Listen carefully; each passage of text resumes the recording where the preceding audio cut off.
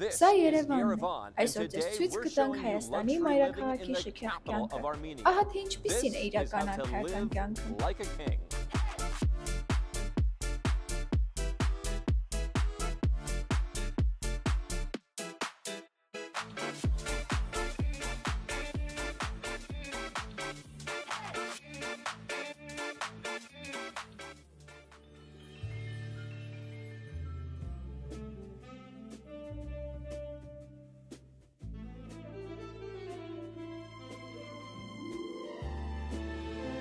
Գիտեք ինչն եմ միշտ սիրել այս երկրում։ Այստեղ շատ խորն է ներգաղթի մշակույթը, երբ մարդիկ գնում են արտասահման, խորապես ուսումնասիրում այդ վայրերն ու իրենց յուրացրած գիտելիքները բերում են հայրենիք։ Գոյություն ունեն դասային մակարդակներ, կազմակերպվածության եւ արդյունավետության աստիճաններ, որոնք հավանաբար չեք ակնկալի տեսնել այստեղ։ Եվ պատճառն այն է, որ գնալով այնքան հեռու, որքան օրինակ Ուրուգվայն է, կգտնեք մոտ 40,000 հայ բնակիչներ, ովքեր վերադառնալիս իրենց հետ կբերեն այդ միջազգային փորձառությունը։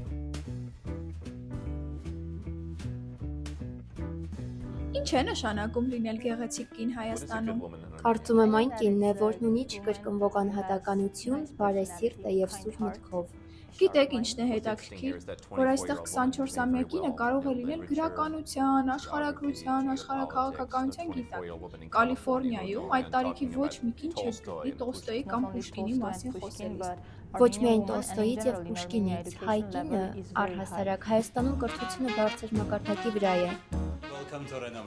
Ողջունում ենք ձեզ Ռենոմեում։ Այս երեկո դուք կվայելեք մեր ամբողջ մենյուն, որն իրենից ներկայացնում է հայկական ազգային խոհանոցը ժամանակակից մոտեցմամբ։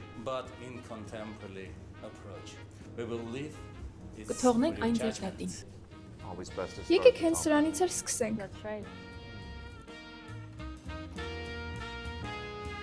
Մենք Ռենոմե ռեստորանում ենք, որի մասին շատ են խոսում Երևանում։ Այս հաղորդման շրջանակներում Մադրիդում էինք եւ նման փորձառության համար վճարեցինք $400, իսկ Երևանում նման թարմ կամ ինչպես ասում են ֆերմայի սեղան շքեղաշատ ճաշի համար $100 լրիվ բավարար է։ Ահա այս ջուրահացով ուտեստը բաղկացած է 3 շերտից։ Առաջին շերտը պարունակում է սունկ դիլիջանից, որը տապակված է։ Երկրորդ շերտը ձվից պատրաստված հատուկ նրբահամ կրեմ է, որը ձեզ կփոխանցի այս ուտեստի ամբողջ համային երանգները։ Իսկ արդեն վերին շերտը զարդարված է կարտոֆիլի չիպսով եւ բարակ շերտերով կտրատված տրյուֆելով։ Փաստորեն դեկտեմբերին Նյու Յորք եք գնում։ Այո։ Նյու Յորքում բարեգործական երեկո ենք ունենալու, բարեգործական 21-րդ գալան է։ Սա բարեգործական երեկո է նվիրված Հայաստանի երեխաներին, որը Հայաստանի լավագույն եւ ամենամեծ բարեգործական հիմնադրամներից մեկն է։ Սմբուկը շատ տարածված է Հայաստանում։ Այն փոքր է, բայց բավականին համեղ եւ հետաքրքիր։ Այս ուտեստի բաղադրատոմսը նույնպես հետաքրքիր է։ Այն ներառում է տապակած սմբուկը, կատնաշորային պանիրը, ֆերմենտացված սիսերի սոուսը եւ քունջութի յուղը։ Այս բաղադրիչները ձեզ անմոռանալի համային զգացողություններ կտան։ Այստեղի համայնքը բավականին միասնական է, իսկ մարդիկ սերտորեն կապված։ Այստեղ ծնողները երեխաներին լավ են դաստիարակում։ Ես խոսում եմ 99%-ի մասին։ Ինձ համար Հայաստանի ամենահետաքրքիր երևույթներից մեկը երկրի պահպանողական լինելն է։ Այո, կա նման բան։ Մենք բավականին պահպանողական ենք, բայց նաև քայլում ենք ժամանակի հետ։ Ինձ թվում է, այստեղ ընդունված չէ ժամադրության գնալու մշակույթը, այնքան, որքան ամուսնության նպատակով հանդիպում գնալու միտումը։ Այո, աղջիկներն ավելի զուսպ են այստեղ։ Դժվար է համոզել աղջկան ժամադրության գնալ Հայաստանում։ Այստեղ աղջիկները միջինում որ տարիքում են ամուսնանում։ Կարծում եմ միջինում 23-24 տարեկանում։ Ամուսնանալ ընտրիքից հետո։ Համաձայն եմ։ Ես ասացի այո, իսկ ուր եմ ատանիս, գուցե սա լավ առիթ է։ Այո, ինչպես նշեցիք, պատահական ոչինչ չի լինում։ Լսել եմ, որ երբ տղան ինչ-որ աղջկա է հավանում, անվերջ ու անդադար անհանգստացում։ Կալիֆոռնիայում դրա համար նույնիսկ բանտ կնստեցնեին, բայց այստեղ 10 անգամներ։ Այո, այստեղ կա նման բան։ Քանի որ մեզ մեծացրել են մի մտածելակերպով, ըստ որի եթե ինչ-որ բան ուզում ես, պետք է պայքարես դրա համար եւ երբեք չհանձնվես։ Ոչինչ չի կարող կանգնել քո ճանապարհին։ Փաստորեն առաջին առաջարկս մերժվեց։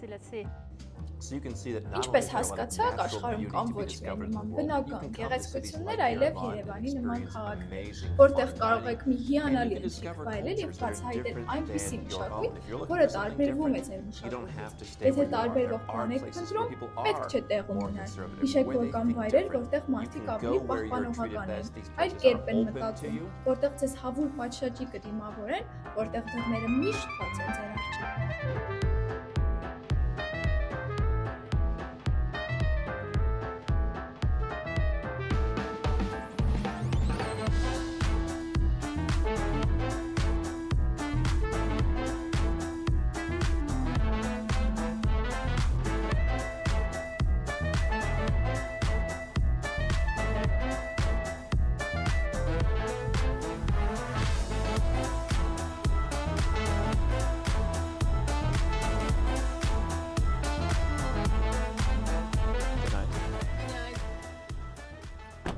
Ինչպես արդեն տեսակ, աշխարհում կան մի շարք վայրեր, որտեղ կարող եք թագավորի կյանքով ապրել։ Ուզում եք գտնել ձեզ համար լավագույն վայրը։ Ինչ ենք անում այդ դեպքում։ Իհարկե գնում ենք nomadcapitalist.com կայք եւ դիմում։ Ես ունեմ թիմ բաղկացած 100 անդամից եւ նրանց հետ տարիներով աշխատել եմ, որպեսզի նրանք կարողանան օգնել ձեզ հասկանալ, թե որտեղ կարելի է ապրել, որ վայրը կարող եք որպես պլան B ունենալ, որտեղ բնակություն հաստատել, ինչպես քաղաքացիություն ստանալ ու ձեր հարկային հարցերը եւ նման շատ այլ խնդիրներ։ Այս ամենը կարող է մի խրթին փազլ տալ ձեզ համար, որի համար ձեզ անհրաժեշտ է փորձառու մարդիկ։ Այցելեք nomadcapitalist.com կայք, իմացեք, թե ինչպես կարող ենք օգնել ձեզ, լինի դա այստեղ Երևանում կամ բազմաթիվ այլ վայրերում, որտեղ մեր հաճախորդները բնակություն են հաստատել տարիների ընթացքում։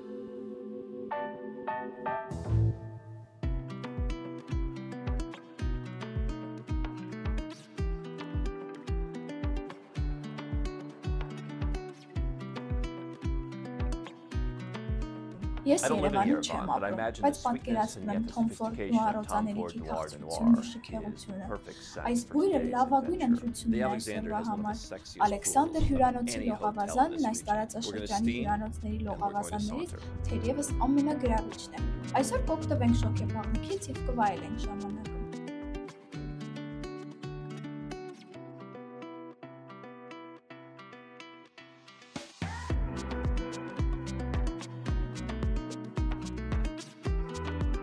Հայաստանն իսկապես մեծ ներդրում է կատարել քաղաքի կենտրոնը զարգացնելու համար։ Երևանից դուրս բնակավայրերն ավելի ու ավելի թեր զարգացած են։ Գյուղական վայրերը վստահաբար զարգանալու տեղ ունեն, բայց մենք այստեղ քաղաքի կենտրոնում ենք լինելու։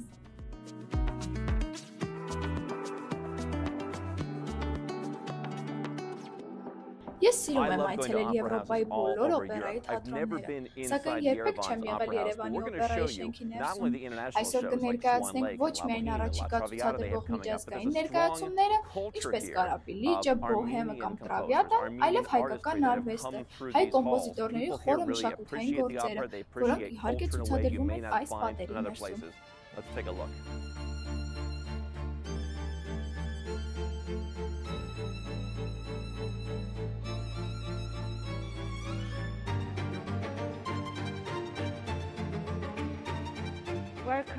Հիմա մենք գտնվում ենք Ալեքսանդր Սպենդիարյանի անվան Հայաստանի օպերայի և բալետի ազգային ակադեմիական թատրոնի պաշտոնական ընդունելությունների VIP սրահում, որը բավականին հայտնի է մեր Բարձրախավ լսարանի շրջանակում։ Ահա պատերին կարող եք տեսնել մեր լեգենդար արտիստների նկարները, արտիստներ, որոնք իրենց պատմական մեծ ներդրումն են ունեցել այս մշակութային շենքի հիմնման և պահպանման գործում։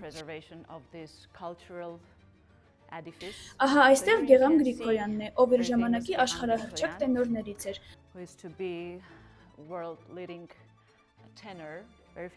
Հանրահայտ Օհան Դուրյանը, ով նույնպես լեգենդար դիրիժոր է եղել, և իհարկե մեր դիվան Գոհար Գասպարյանը, ահա Տաթևիկ Սազանդարյանը, հայկական օպերայի արվեստի գանձը։ Հաջորդիվ կուղևորվենք մեր ճմասրահ։ Պատերի վրա կրկին կարող եք տեսնել մեր մյուս լեգենդներին, ահա օրինակ մեր հանրահայտ կոմպոզիտորները։ Այս շենքը պաշտոնապես բացվել է 1933 թվականին։ Թամանյանը գաղափար ուներ ներկայացնել Հայաստանի ազգային ճարտարապետության լավագույն դրսևորումները։ Եվ նրան հաջողվեց այս շինությունը ժամանակակից մոտիվներով ներկայացնել։ Թամանյանն իր ազգային մտապատկերը համատեղեց ժամանակակիցի հետ։ Այս թատրոնն ունի երկու տարբեր դահլիճներ։ Մի կողմից մեկ համերգային սրահն է, կիսաշրջանաձև, իսկ մյուս կողմից թատրոնն է։ Արամ Խաչատրյան համերգասրահն ունի 1400 նստատեղ, իսկ թատերասրահը 1200 նստատեղ։ Իսկ ինչպիսի ներկայացումներ են ցուցադրվում։ Ուրեմն, այստեղ ելույթ են ունենում մեր ժողովրդական արտիստները, ինչպես նաև միջազգային արտիստները։ Ուստի մենք ունենք մեր իսկ ազգային ստեղծագործությունները, հրավիրել ենք մի շարք դիրիժորներ, ռեժիսորներ, որոնք այսօր էլ այցելում են մեր թատրոն։ Եվ նշեմ, որ շուտով բեմադրելու ենք Օթելլո օպերան, որը Իտալիայի հետ համագործակցություն է։ Այո, համագործակցում ենք իտալացի մի շարք դիրիժորների և հրավերական ղեկավարների հետ։ Մի խոսքով մի շարք միջազգային ներկայացումներ։ Այո, ինչպես նաև մենք մեծ կարևորություն ենք տալիս մեր իսկ ազգային գործերին։ Եվ պետք է նշեմ, որ մեր թատրոնը միակն է, որտեղ բեմադրվում են Արամ Խաչատրյանի 3 բալետները՝ Գայանեն, Սպարտակը և Դիմակահանդեսը։ Որն է լավագույն մասը, նախագահական օթյակը։ Այո։ Իսկ ես կարող եմ այդ տեղի համար տոմս գնել։ Երբեք, միայն եթե հրավիրված եք կամ էլ VIP հյուր։ Այո, հասկացա։ Այո, միայն այդ դեպքում, խնդրեմ։ Ստացվում է լավագույն տեղերը, որոնց համար կարող եմ տոմս գնել, ներքևի օթյակներն են։ Կարող եք, այո, կարող ենք բանակցել։